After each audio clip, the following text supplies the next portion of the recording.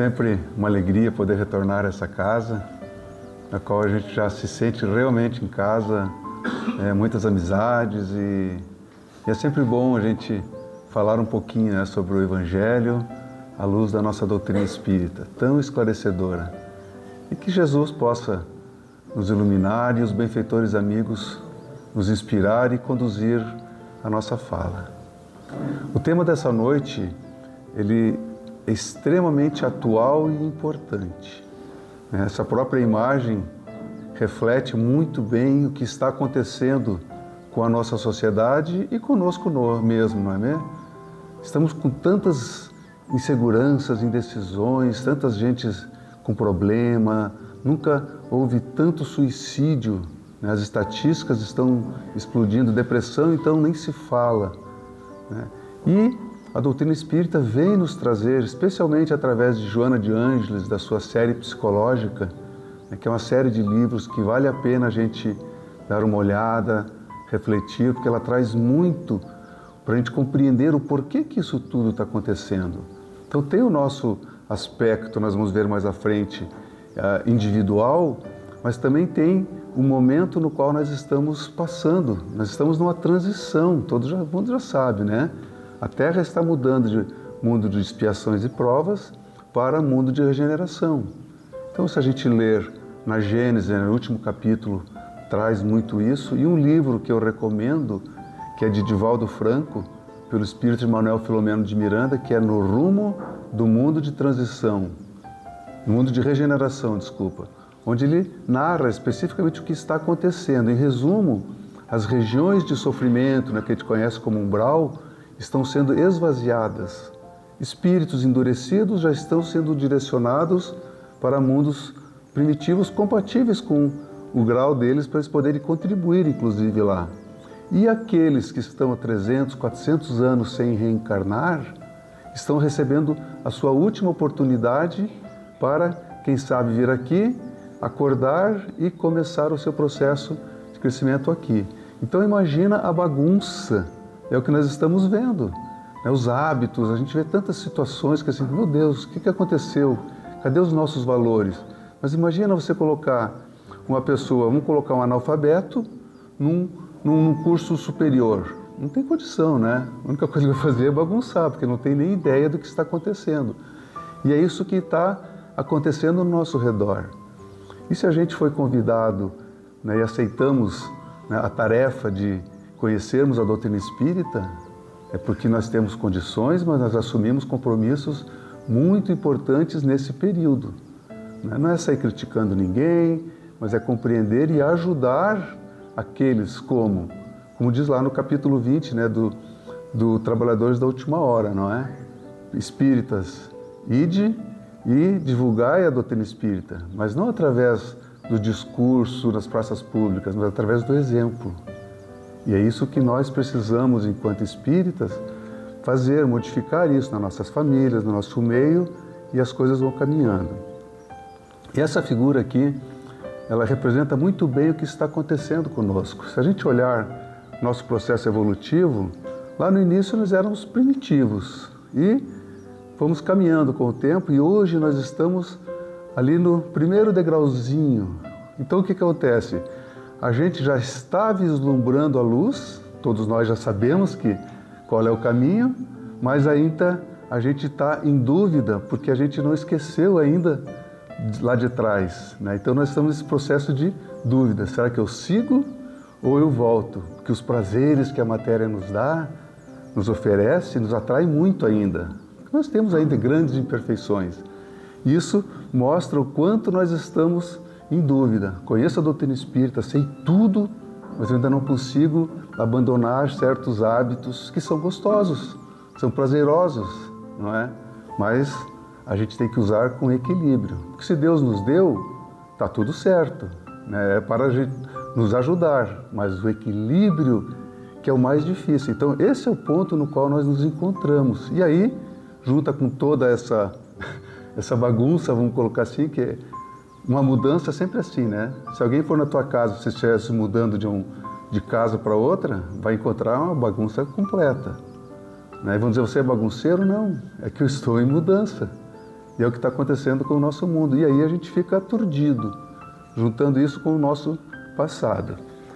E aí qual é o nosso propósito de reencarnar? Todos nós, evoluir. E sabemos que inicialmente o progresso é intelectual, né, por conta disso, e isso a espiritualidade não precisa se preocupar, porque as nossas próprias ações, as nossas necessidades materiais nos levam a isso. E, por outro lado, na medida que eu vou despertando, né, minha inteligência, meu conhecimento, eu vou percebendo os erros e a minha moral vai acompanhando. Um pouquinho para trás, e é o que a gente percebe hoje, pessoas extremamente inteligentes, mas cometendo ainda grandes atrocidades. Mas a gente fala às vezes dos grandes, mas nós também cometemos as nossas, não é? Porque cada um tem um pouquinho a mais de inteligência, de recurso, e conseguimos abrir mão daquilo para ajudar um irmão necessitado? São perguntas que a gente precisa se fazer, não é? E aí, como a gente veio aqui para progredir, Kardec tem duas questões no Livro dos Espíritos, onde ele pergunta aos benfeitores, não é? Nós podemos deter a marcha do progresso, que sabemos que é uma das leis naturais, não é? E olha o que eles nos dizem. Não, mas podemos retardá-la, porque Deus não violenta consciências, né? Ele nos dá o tempo. Só que nesse tempo, na medida em que eu vou me demorando, né, a gente vai sofrendo, porque alguma coisa dentro de nós está nos movendo. E aí é o processo de dor, de sofrimento para nos despertar e nos levar para frente. E aí a segunda pergunta, e aqueles que tentam retardá-la de boa fé? Somos nós os acomodados, não é? E olha a linguagem que eles usam, a figura. É uma pequena pedra posta sobre a roda de um grande carro. Ou seja, ninguém consegue segurar o progresso. E vamos nos colocar no lugar daquela pedrinha e aquele grande carro vem atropelando a gente. E dói, não é? Então, esse é um processo que não tem como a gente evitar. Então, já que é assim, e nós reencarnamos e sabemos que cada um trouxe as suas necessidades, que são, às vezes, para reparar coisas do passado e provas para crescer. Está difícil, mas vamos continuar, porque eu fui preparado, a gente sabe disso, né? Nenhum de nós recebeu um fardo além do que eu posso carregar. Então tem alguma coisa dentro de mim que está me impedindo. E é isso que nós vamos ver mais à frente. E como é que funciona, né, esse processo de mudança? Então, Joana nos ajuda muito nesse sentido. O que ela nos diz? Né? Que a maioria de nós ainda, dado aquela imagem que eu mostrei ali, né, estamos ainda pensando lá no passado, a gente vive muito o momento presente. E nos apegamos a tudo, né? O materialismo nunca esteve tão presente na nossa sociedade. Né? Religião, isso é coisa do... Né? E com isso, acaba a gente sofrendo com isso e criando dentro de nós um vazio existencial. E esse é o nosso grande problema. Né? Eu não consigo encontrar sentido na minha vida. E aí vem os processos, né? Depressivos, obsessivos, naturalmente, que sempre nos acompanham quando a gente está fragilizado, não é mesmo? E aí, o que ela nos diz? Quando a gente começa a despertar, que é o nosso processo hoje, a gente oscila, né, entre o nobre e os prazeres imediatos. Então nós estamos sempre ali, não é? Puxa, precisava fazer aquilo. Ah, mas surgiu um determinado encontro, uma festa. Ah, eu não vou abrir mão daquilo. Final de semana, né, é sagrado. Durante a semana eu trabalho, final de semana eu tenho direito ao repouso, né? Mas vai repousar bastante assim, né? Só que esses minutos a gente vai sentir falta lá na frente. Nos inspiramos nos grandes exemplos, mas logo perdemos o entusiasmo, né? Chico Xavier é o grande exemplo nosso, né? A gente fala aí quando conversa, mas eu não sou Chico Xavier, eu não sou Jesus, mas ninguém está dizendo que nós devamos ser iguais a eles. Jesus é o modelo no qual eu preciso me espelhar, é o meu norte. E isso a gente tem que caminhar sempre. Nós não podemos parar um minuto. Não importa o tamanho do passo que eu dê, mas eu tenho que dar sempre um pequeno passo, porque o primeiro é mais difícil, o segundo vai se tornando mais fácil. Percebe nessa escada aqui? A gente tem os nossos grandes benfeitores, o Emmanuel, Joana de Anjos e tantos outros que já estão mais acima.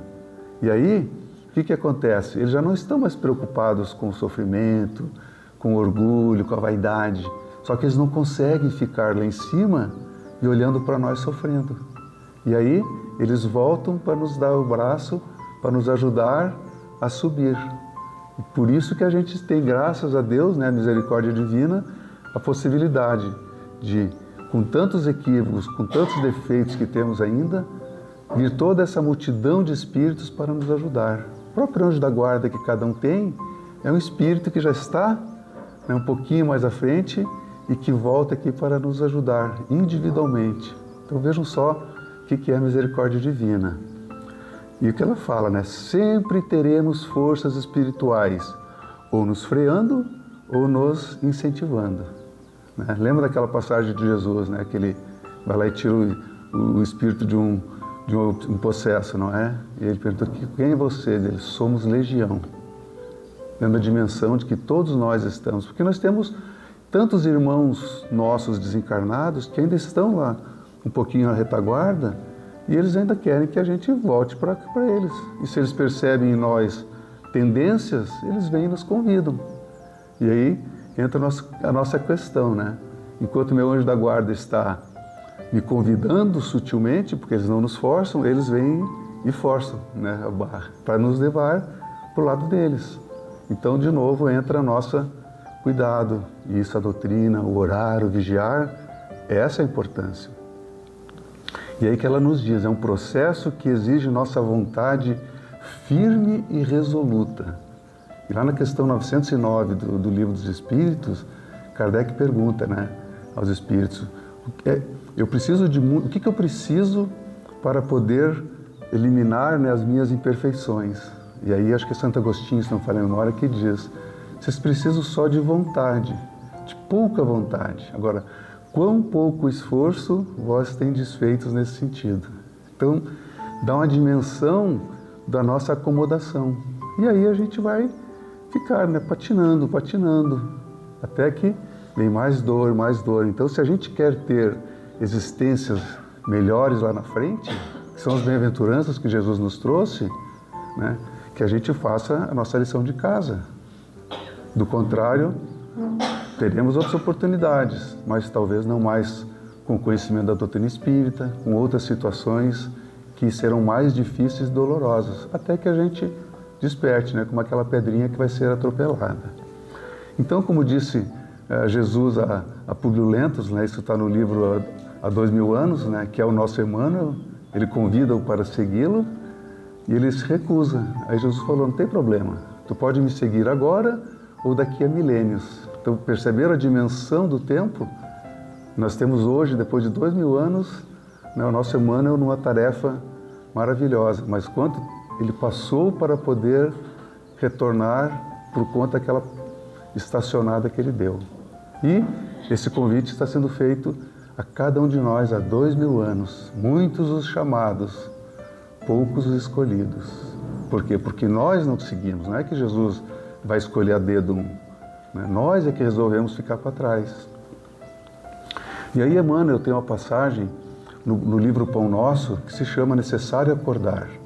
Ele traz uma passagem, como toda a sua obra, né, naquela série Fonte Viva. Paulo, nos Efésios, ele diz, desperta, ó tu que dormes, levanta-te dentre os mortos, entre aspas aqui, e o Cristo te esclarecerá. Esses mortos são nós, há 2000 anos, hein? E ainda hoje, extremamente atual essa mensagem. E aí Emmanuel, né, ele desdobra, e eu peguei só umas pequenas frases para a gente lembrar. E o que ele fala? É preciso indagar-se, questionar-se, refletir. O que você faz? O que eu faço? O que você deseja? O que é a tua coisa lá íntima? A que propósito você atende? Propósito são os valores que você segue. Eu quero ajudar a humanidade, eu quero ajudar meu bairro, são coisas maiores, meus valores. E a que finalidade se destina? A finalidade, aí sim, é aquilo palpável, qual é a minha atividade, o que eu vou fazer. Então, essas são as questões que nós temos que buscar diariamente, refletir sobre ela, porque é isso que é a direção para a nossa vida. Se eu não fizer isso, eu entro no automático. E é o que nós temos feito com as nossas existências ao longo dos séculos, deixando no automático. e não tem o resultado, não vai ser resultado melhor. Se eu faço sempre a mesma coisa, não posso ter resultados diferentes, né? Serão sempre os mesmos. E olha o que ele fala: rolam no turbilhão dos acontecimentos, cegas, dormentes e semi-mortas, até despertar e levantar, através do esforço pessoal, olha o esforço, para que o Cristo os esclareça. Então nunca nos falta amparo, orientação, quando eu quero, mas devo querer lá no fundo, me movimentar. Não é acertar, mas é tentar. E aí nunca vai nos faltar, porque as forças espirituais estão aqui para que a gente tenha sucesso nessa existência. Não foi fácil reencarnar. Eles patrocinaram a nossa existência lá. Grupos enormes de espíritos e que estão ainda hoje no mundo espiritual, a nossa família espiritual. Eles vêm às vezes, de vez em quando, vem um e outro, tem aquele que está sempre aqui, e além deles, aqueles irmãos encarnados que vêm na nossa família, no nosso meio, para nos trazer também ajuda. Então, nós nunca estamos sozinhos. Essa é a certeza que nós temos que ter. E aí, eu trouxe essa reflexão de Ana Teresa Camasmi, que é uma palestrante espírita, né? Ela fala sobre esse tema, e ela fala assim: quando é que nós estamos dormindo? Já pararam para pensar quando é que eu estou dormindo, conforme disse Paulo Emmanuel? Quando mergulhamos nos valores da vida material. Mergulhamos. Não quer dizer que eu não tenha que viver, né? Nós temos que viver na matéria, mas eu estou mergulhado. Eu só estou preocupado com os valores, com acumular, não é? Usamos toda a energia para acumular, julgando que a felicidade é através dos bens materiais e por medo do futuro. Então eu vou acumular, porque eu não sei o que vai acontecer lá na frente. Mas eu não sei se eu vou acordar amanhã. E se eu for chamado amanhã? Vai ficar tudo aquilo. E se eu estou apegado àquilo, eu não vou conseguir esquecer. Eu vou voltar para cuidar daqueles meus bens. E o que é isso? O que são os bens materiais? É o material didático que Deus concedeu para cada um de nós de acordo com a nossa necessidade, com o curso que eu vim fazer. Se eu vim fazer um curso na área de humanas, não adianta me dar um computador, um instrumento técnico, né? E vice-versa. Então, cada um de nós recebeu aquilo que precisava e nós participamos dessa escolha. Então, não é surpresa para ninguém, só a gente não lembra, mas isso está no nosso planejamento. Paralisamos diante da partida de um ente querido. Como é difícil esse momento. Com certeza muitos aqui tivemos. Eu ontem tive a notícia até da filha de um grande amigo meu lá de Joinville, que com 34 anos a mãe encontrou a filha caída no chão. Então a dor que eles estão passando, assim, a gente sabe o que é isso, porque não tem, nenhum de nós vai ficar sem esse momento, porque a única certeza que temos, uma vez que reencarnamos, é que nós retornaremos, e cada um no seu tempo, de acordo com o planejamento. Então esse entendimento não vai me tirar a dor, porque a dor ainda faz parte de mim, mas não vai me deixar entrar no desespero. E aí que entra o problema. Quando a gente entra no desespero e revolta, a gente acaba estacionando. Tem gente que passa a existência inteira parada porque um determinado ente querido desencarnou e ela não conseguiu suportar, né? Isso é dormir. Então nós temos que lembrar, ninguém reencarna numa situação de ter um ente querido próximo que vai desencarnar mais cedo sem que você tenha sido consultado e convidado, que ninguém é forçado a nada. E a gente se ofereceu por amor àquele ente querido que precisava passar menos tempo. Ele precisava de uma família, de uma mãe, de um pai, de irmãos que se sacrificassem para aquele momento. Só que naquele momento a ajuda vem abundante, mas eu preciso estar receptivo. Então percebe? E se a gente não faz isso, não para refletir, aos pouquinhos as coisas vão se acalmando, porque é um processo natural. Mas eu preciso agir, porque se eu começo a agir, trabalhar no bem, ajudar os outros, a caridade, é aquilo que diz, acho que Divaldo, que fala, né, quem se preocupa com a dor dos outros não tem tempo para se preocupar com a sua. Esse é o princípio da caridade. Eu consigo daí mais facilmente superar. E não que eu não vá chorar, não vá doer, não tem problema, isso faz parte até do nosso psiquismo, eu preciso disso. Mas eu tenho que lembrar também que esse meu ente querido, nós combinamos que eu iria cuidar dele, tanto quanto reencarnou e na partida. Enquanto ele estava conosco, a gente estava cuidando.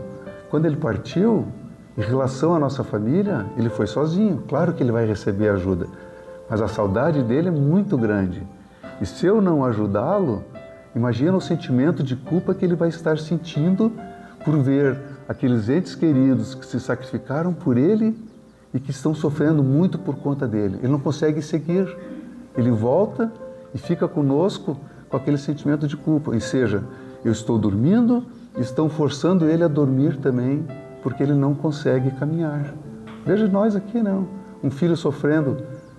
A gente passa a noite, claro, por conta de um filho, não é mesmo? Imagina ele desencarnado. Então a gente tem ali laços muito fortes e precisamos cuidar disso, senão a gente perde uma experiência importantíssima para nós. E nós queremos desencarnar e encontrá-lo, não é mesmo? E esse reencontro, eu preciso estar bem para poder encontrá-lo, porque ele vai estar me esperando lá. Agora, se eu estiver parado, eu não vou nem conseguir vê-lo, porque eu vou desencarnar, vai vir aquela reflexão, dizer, meu Deus, eu tinha que fazer tudo isso, me comprometi e simplesmente por conta daquela dor, eu me entreguei. E eu sabia que eu tinha forças e amparo. São situações delicadas, mas é a realidade. A doutrina espírita vem nos colocar luz sobre isso para quê? Para nos ajudar nessa caminhada. Com o tempo, isso tudo vai ser muito mais tranquilo, porque nós estaremos menos apegados à matéria. É um processo evolutivo. E aí, o caminho, o convite que a doutrina espírita nos faz é essa. Esquece o passado. Sempre para cima, não importa. Porque é ali que a gente vai encontrar a verdadeira felicidade. Não é aqui nesse mundo. Aqui a gente tem momentos de alegria, de prazer, mas isso não é felicidade. Então, esse é o convite, que o Consolador enviado por Jesus faz a cada um de nós. E aí, então, falando em sentido da vida, como é que a gente faz nessa busca do sentido? Então, Joana nos diz, ela questiona, qual é a finalidade da minha existência? Já paramos para perguntar, para nos questionar? Por que eu estou aqui? A vida vai nos mostrando. Pode ver, eu tenho a tendência de fazer determinada coisa, o outro tem tendência daquilo. Isso está em mim, está lá no meu planejamento. Ele vai surgindo, intuição, inspiração dos benfeitores, me lembrando, no sono. Eles conversam com a gente revê o plano, acorda de repente com a vontade de fazer A ou B. Isso tudo faz parte desse plano. Para que eu levanto todos os dias? A pessoa, como é difícil você acordar e não ter o que fazer, para onde ir. Muitos de nós estamos, de repente, nesse momento, nessa situação. A gente tem que fazer esse questionamento. Minha vida está fazendo sentido? Como eu estou contribuindo para melhorar a vida ao meu redor? E não importa o tamanho desse redor. Às vezes é só no meu meio familiar, que, aliás, ali são os nossos maiores compromissos, não é? Eu estou ajudando a melhorar, a equilibrar o ambiente da minha família? Ou eu estou sendo aquele que está ajudando a botar lenha na fogueira? Tudo questões nossas. E aí aquela última perguntinha, Quando eu chegar no plano espiritual, não é? Alguém vai lembrar do que eu fiz lá atrás de bem? Eu vou ter pelo menos uma alma fazendo uma prece, porque a gente sente a prece no plano espiritual, orando por mim, ou eu vou chegar lá abandonado? São coisas que a gente precisa, e não que eu venha fazer isso pensando nisso, mas é consequência, é da lei. Então que a gente procure. O que Jesus nos falou? Nós viemos aqui para servir, O Filho do Homem não veio para ser servido, mas para servir. Essa é a mensagem. Para isso que nós estamos aqui. Eu preciso me amar, eu preciso crescer. Mas como é que eu vou crescer? Através do próximo. É o servir. E não aquele egoísta, Venham a mim, todos. Não, eu preciso pensar no próximo. O retorno é consequência, não preciso me preocupar com ele. E aí alguns exemplos, com relação ao sentido da vida. Acho que alguns já devem ter ouvido falar dessa história de Viktor Frankl, que foi um ele é um neurologista e psiquiatra austríaco, ele era judeu, ele foi levado aos campos de concentração na época do Holocausto, na Segunda Guerra. Ele tem um livro que se chama Em Busca do Sentido, que é muito lindo, tem inclusive em audiobook no YouTube, é só procurar ali, é muito bacana, e ele vai narrando os detalhes, com a visão, né, do psicólogo, então ele vai olhando como as pessoas se comportam e narrando a situação dele também, não foi nada fácil. Eu não teria condição de enfrentar o que ele enfrentou lá. Mas o que ele analisa? Aqueles que mais sobreviveram, porque quantos e quantos, né, sabe, milhões e milhões foram dizimados. O que eles tinham, né, um sentido, um propósito? Uns falavam que queriam reencontrar os familiares que haviam desaparecido, outro queria abrir um orfanato. Olha só o sonho deles. Eu vou abrir um orfanato quando eu sair daquilo. Isso mantinha ele vivo. Outro queria se dedicar às artes. Outros pensavam positivamente no futuro. Tinham esperança e tinham um porquê de continuar vivo. Então, esse é um exemplo para a gente ver. A nossa vida é extremamente mais fácil do que eles tiveram lá e sobreviveram. E não foram poucos, não é? Mas porque tinha um propósito. E olha o que ele fala. O que torna a vida insuportável não são as circunstâncias, mas a perda do sentido existencial. Isso é que é difícil, porque aí qualquer coisinha que acontecer, a gente se vitimiza, a gente desanima mais ainda. Então nós temos que ter um porquê de estar aqui, de dormir, para poder acordar no dia seguinte. E a gente tem que buscar isso. Vamos ver um pouquinho mais à frente. E aí, Leon Tolstói, que foi um escritor russo, que nasceu no finalzinho do século XIX e desencarnou em 1910, por ali, ele era muito famoso, extremamente rico na Rússia, imagina uma família abastada. Ele, por seus 50 anos, 50 e pouco, ele começou a sentir um vazio. Tinha tudo, imagina. E ele começou, aquele vazio, ele não conseguia encontrar mais sentido, desanimou. Daí ele começou a pesquisar tudo que as situações que ele podia ver, onde é que eu poderia encontrar isso. E ele começou a observar os camponeses, os mais humildes, e começou a perceber que eram os mais felizes. Daí ele começou a aprofundar, no fim ele se transformou, assumiu uma vida de simplicidade, teve problemas, inclusive conflitos com a esposa, que não queria abrir mão de tudo, e desencarnou numa situação, até ele estava viajando, estava saindo de casa, numa estação, no hotelzinho, numa estação ferroviária.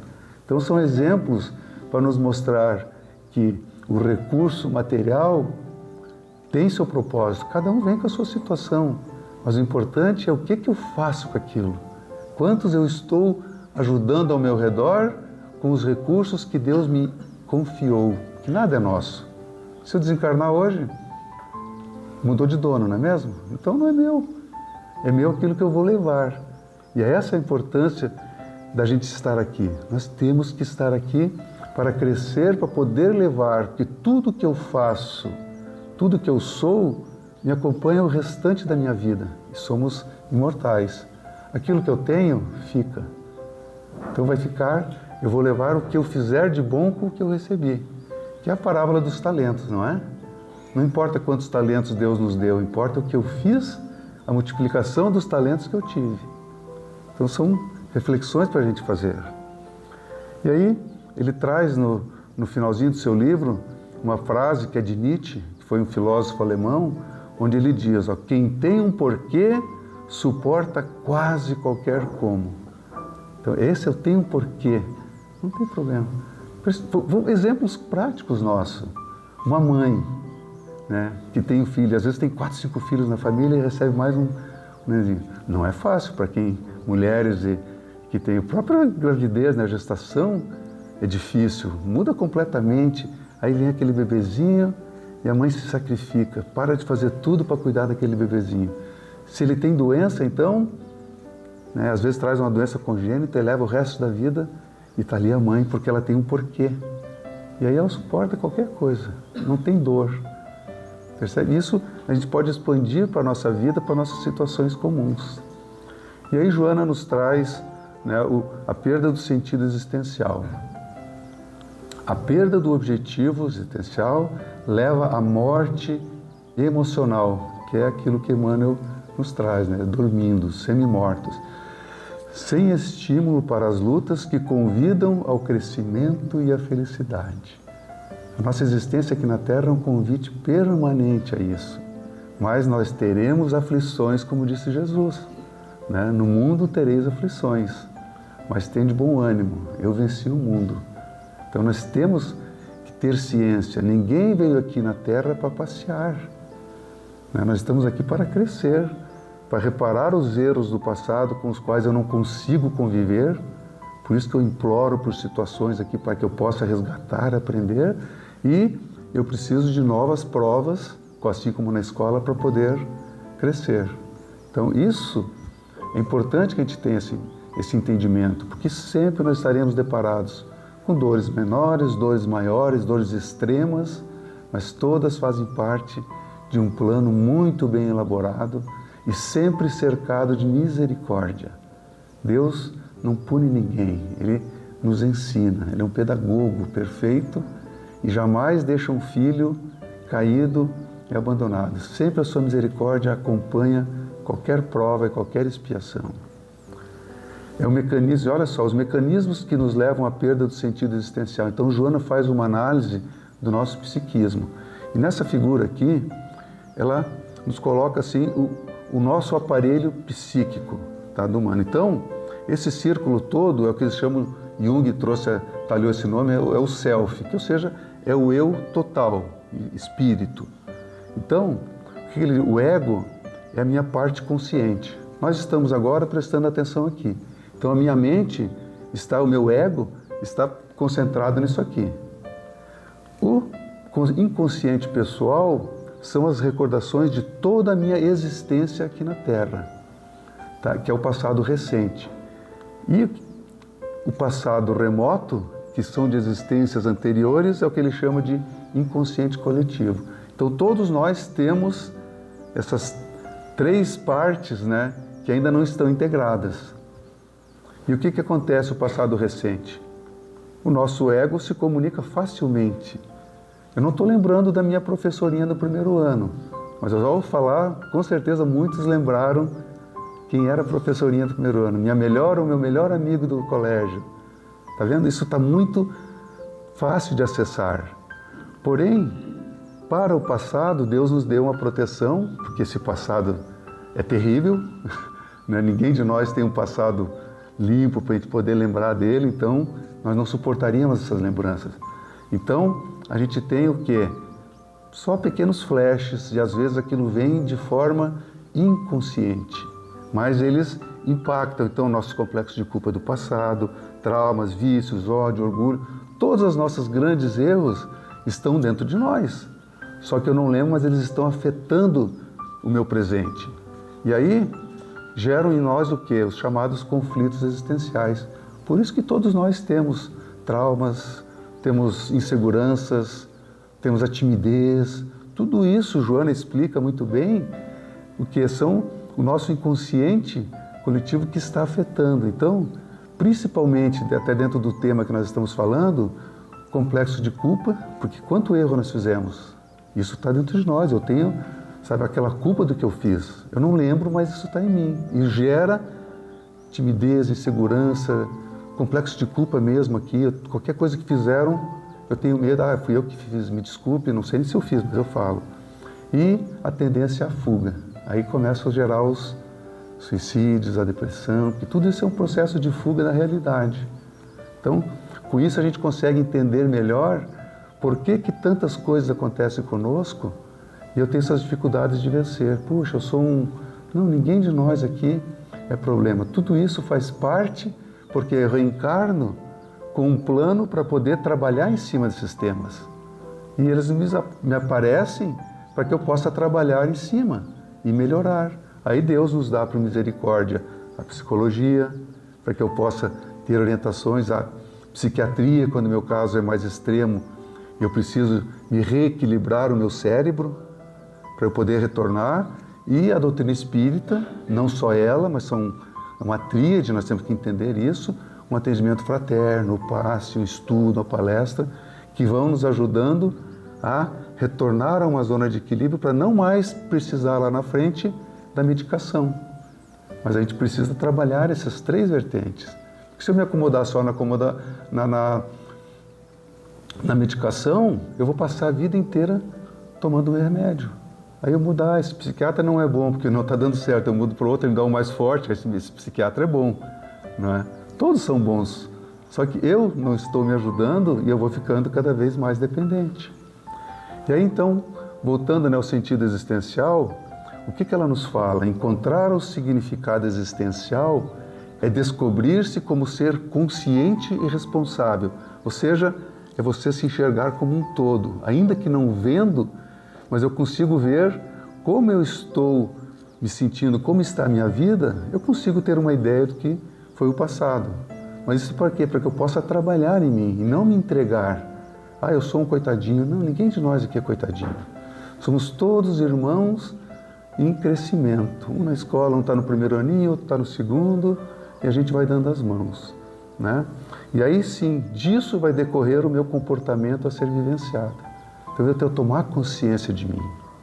Essa conquista requer tempo, aprofundamento e interesse. Eu tenho que me interessar. E aí eu não posso me entregar. Então eu tenho recursos, eu tenho que ir atrás dos recursos. Quando se aceita a imortalidade do espírito, surgem estímulos para ações mais vigorosas e úteis para o porvir. Por isso Jesus nos enviou o Consolador, para que a gente possa compreender que somos espíritos imortais e não o personagem que está aqui. Para que eu consiga compreender que a matéria é um meio, é um material didático que Deus nos concede para a minha experiência pessoal, que é diferente de cada um. E com isso eu paro de me comparar com o outro, me espelhar, querer ser igual ao outro, deixar de seguir o meu plano para poder ter mais, ou enfim.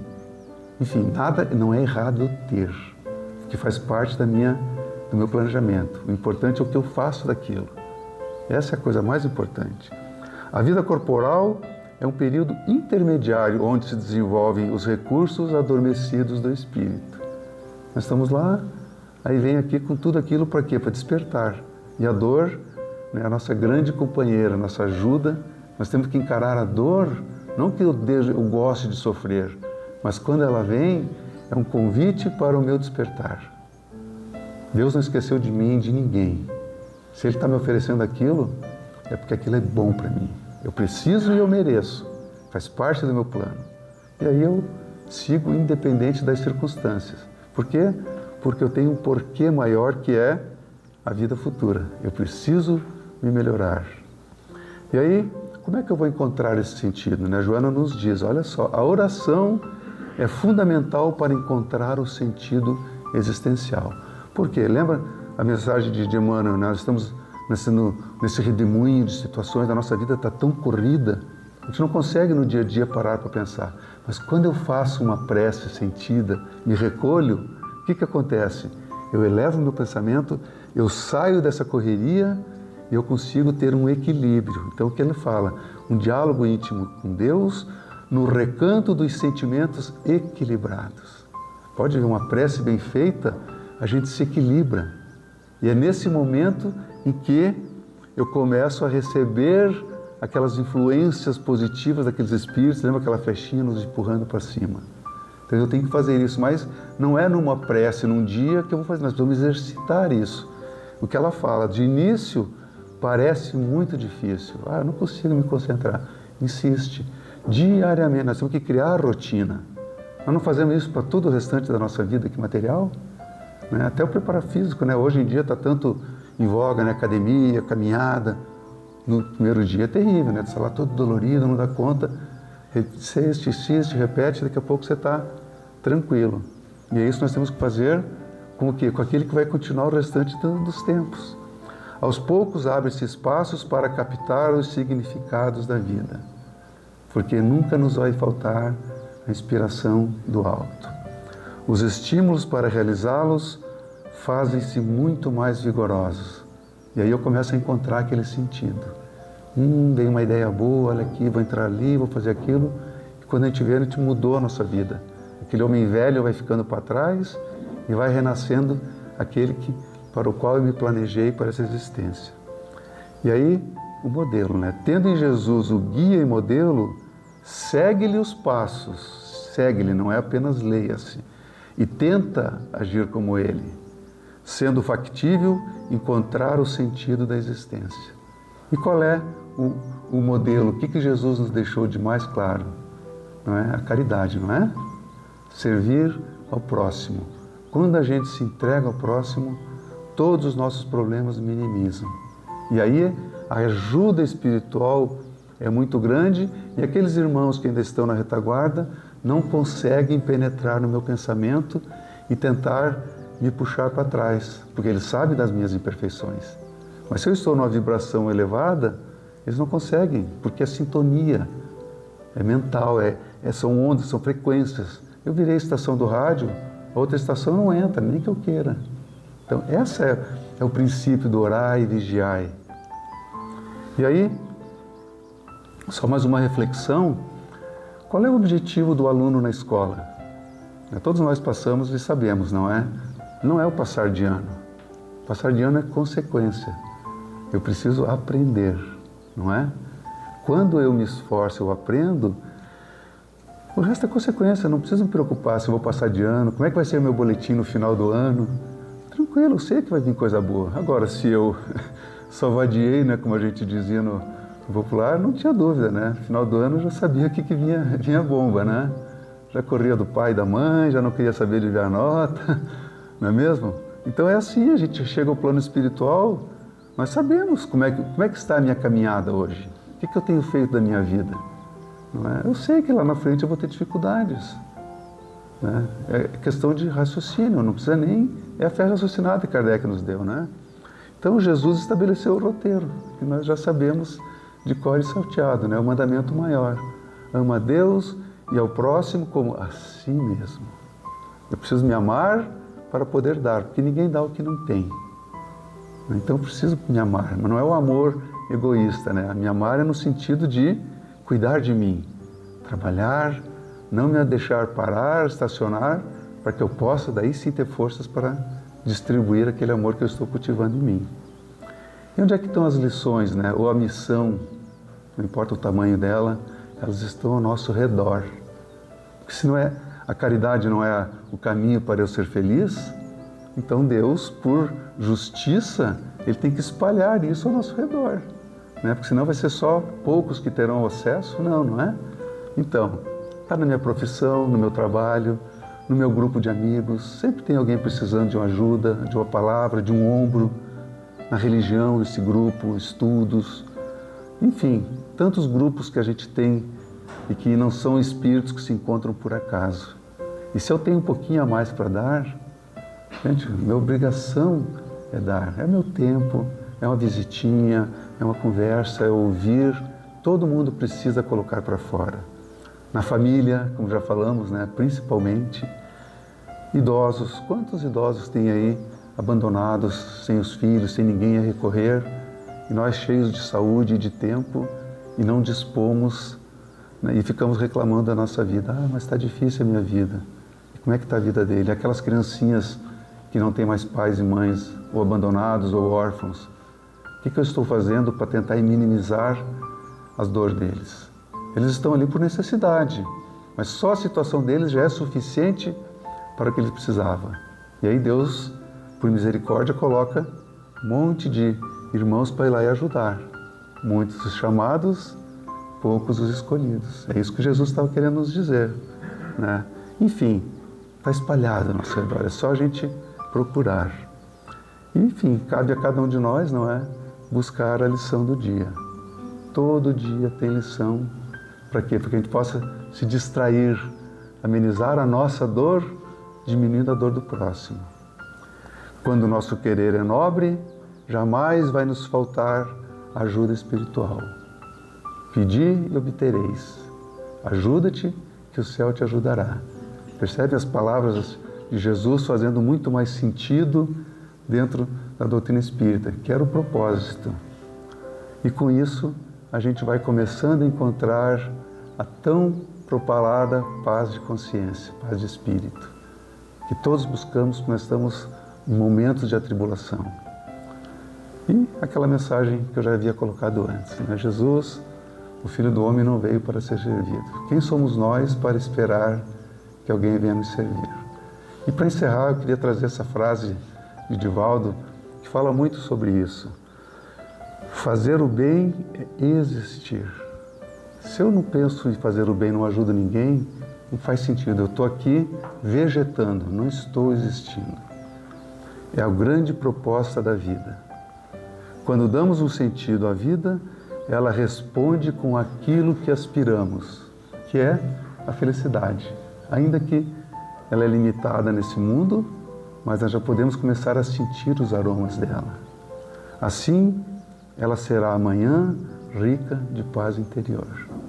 Que Jesus nos abençoe, que a gente possa ficar com essas reflexões, gastar, entre aspas, investir um tempinho diário para cuidar de nós, daquele que vai seguir a caminhada quando encerrar o nosso período aqui na caminhada. Obrigado.